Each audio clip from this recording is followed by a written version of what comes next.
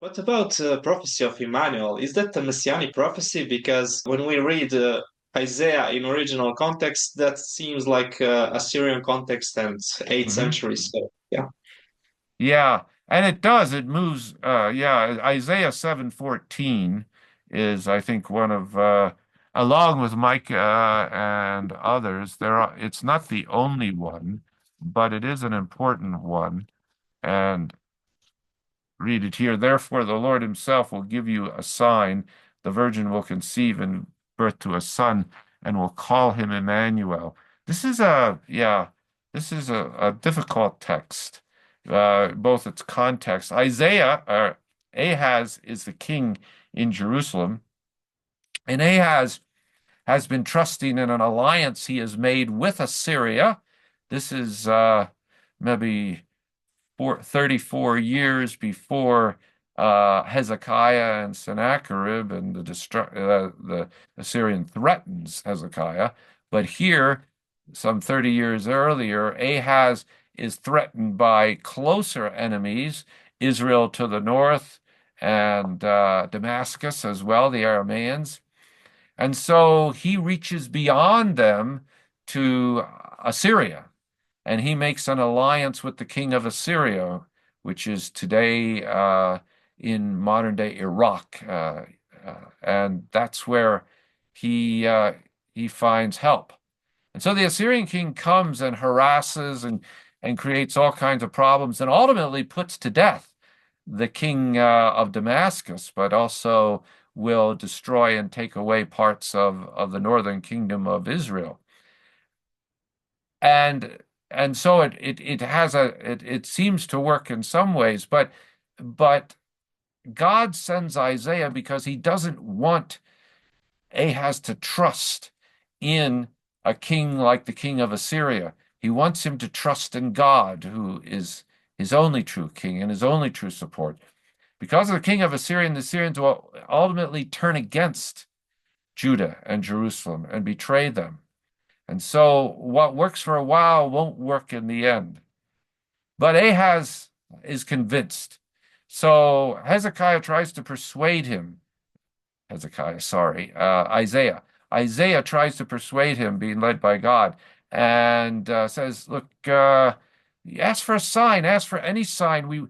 It's up to you. Please, just believe. Believe. Ask for a sign. You'll be given a sign, and then that will encourage your faith and support it." But Ahaz doesn't want to be bothered by all this. He knows what he knows, or he thinks he knows what he knows, and that is that he's trusting in Assyria. He doesn't care about this prophet Isaiah and getting entangled in all of this stuff with God and everything else. And he really is one who has turned away from God. And so he says, "No, no, I won't ask for a sign." And he has this kind of false piety there. No, no, I don't want to do that. I don't want to bother God and things. And so he doesn't. And Isaiah becomes angered at this, as I believe God was. And he says, "All right, you did not ask for a sign, but a sign will be given you. And this is the sign. The Lord will give you a sign." And he goes on, "The virgin will conceive and give birth to a son, and they call him Immanuel." Now, this is a difficult text. It's interesting that many have pointed out that the word for virgin here could be translated just a young woman. And so some translations render it that way. However, the Septuagint, the Greek translation, written 200 plus years before Jesus, does translate this virgin. It uses the word Parthenos, like the Parthenon on the Acropolis in Athens. It it's virgin. That's what it means. So why did they translate it virgin? Well, Alma can mean virgin, and there's an ancient form that's used here in this verse 14. A virgin will conceive and bear a child is used in mythologies of this area to describe a goddess who is a virgin who will conceive and bear a child in mythology, magically or whatever. So I believe that this form and this phrase existed and was picked up and used by the prophet, where it's no longer mythology, but here it's God himself will give a sign in which a virgin will conceive. And so I believe there is a miraculous sense here. But I believe that many of the people who heard it, including Ahaz, thought, well, he's talking about a young woman. And yeah, so there'll be a young woman in the palace who will conceive and give birth. But if you listen carefully, it's talking about more than that. And so I believe that it has a fulfillment, an immediate fulfillment in a part with a figure like Hezekiah, who is faithful to God and is a king, a successor to Ahaz, who comes into power. But I believe the full fulfillment of it, the idea of the virgin birth and so forth, awaits the New Testament time and is fulfilled there.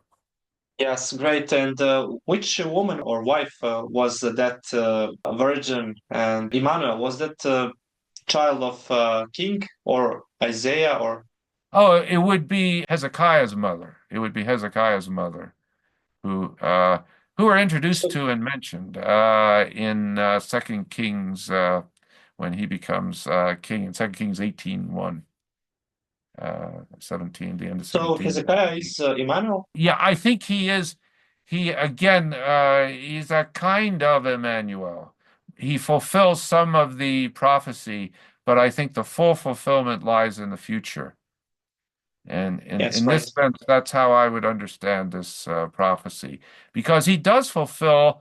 It goes on to say he will be eating curds and honey when he knows enough to choose the right and the wrong, reject the wrong and choose the right.